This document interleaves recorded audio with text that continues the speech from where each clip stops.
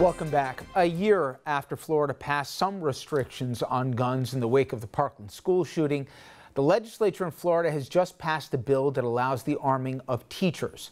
Republican Florida Governor Ron DeSantis, he's expected to sign this into law shortly.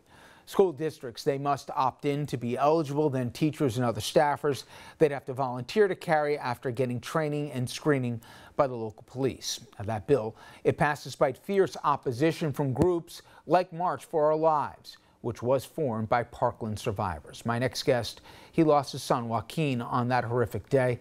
Manuel Oliveira, he is also founder of a group called Change the Ref, whose mission is to raise awareness about mass shootings and also reduce the influence of the NRA. Manuel, thank you for a few minutes. I appreciate it. Thank you, Rich, for having me here. Now, before we get into the legislation, the impact and everything else, I think for a lot of people, when they think of Parkland, they think about the voices of the survivors and they'll remember the number and maybe the date, but put a human face, if you would. Tell everybody why Joaquin was such a special kid. He was an amazing kid. I mean, he was very easy to make friends. He was very supportive. He will always be in front of the line when it comes to injustice. He will always fight for justice. And the reason I'm saying these things is not only because I'm his dad and I love him and I'm also his best friend, but also Joaquin, he was 17 years old and he loved to write. His favorite class was creative writing. So I have many things that he wrote that actually explain exactly who he was and how he was looking at his life and the rest of us. An amazing person. The world lost an amazing person on February 14th. You know, I went down to D.C. like a lot of people, and we covered the March for Our Lives. And I remember in the aftermath, the voices of the families like yourselves, of the survivors at the school. They actually, in a red state, got real things accomplished. They raised the age from 18 to 21, they banned the bump stocks. They also had a 3-day waiting period for purchases. And because time has passed and either they've gone on to school, they've gone their ways, that in a way is how this legislation went from an idea to now law, is that somehow, some way, time has allowed this to forget just how raw and painful it was, and we get to where we are, even though every poll that I've looked at says nobody thinks arming teachers overall in this country is a good idea. The thing here is that in America, shootings are a tradition. We are used to them. And in other nations, you don't see this happening. So time is our worst enemy if we don't do anything. What the kids did after Washington was amazing. I mean, but it's not enough. And we should not underestimate where they are, as much as some of them are in college now. Being in college is just preparing yourself to be a better person with more knowledge. So they're still there. They're just becoming better persons and better activists. So the bottom line here is that when I saw the numbers on last February 14th, I saw that another 40,000 people lost their lives because of gun violence after my son was shot down. So that means that everything that we have so far in terms of the goals that we achieved are not enough. And we need to keep that in mind. There's so many more things that need to be done. And that new America, the kids that are emerging, the ones that are ready to vote, are going to make sure that the future for them is going to be way better. I'm pretty sure about that. So now let's talk about the idea of introducing more guns inside a school. As you know, there was an armed member of security that were on the grounds that day at Stoneman, and it didn't change the tragedy. Moreover, I've had conversations with teachers say, hey, you got to come into the faculty lounge after a stressful day, then ask me if it's a good idea for teachers to carry guns into the classroom. What are your thoughts about your son's old teachers having guns in the class and everything? I think it's another terrible idea, one of many.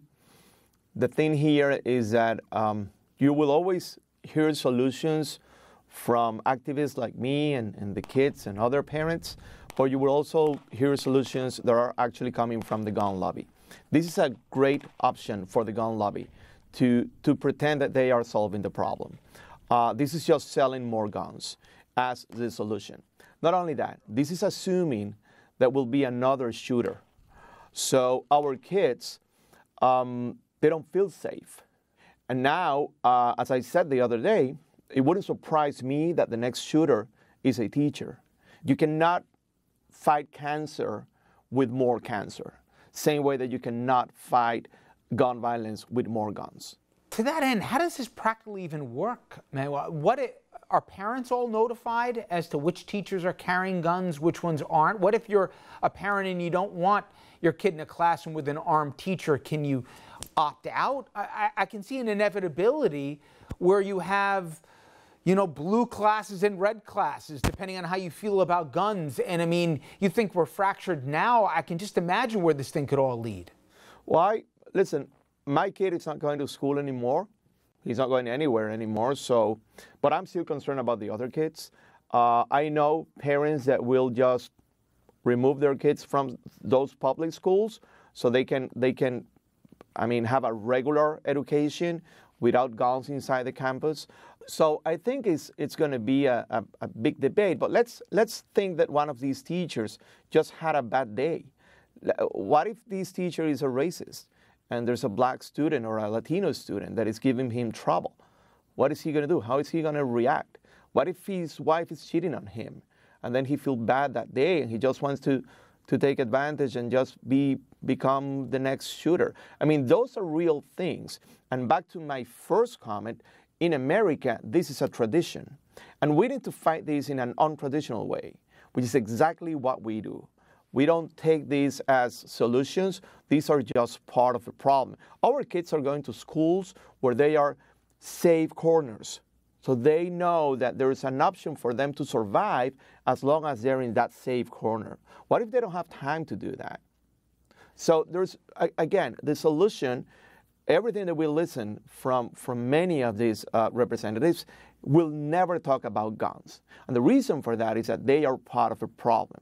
They receive money, or there's in some way they have this relationship, evil relationship with the gun lobby, and they cannot fight it.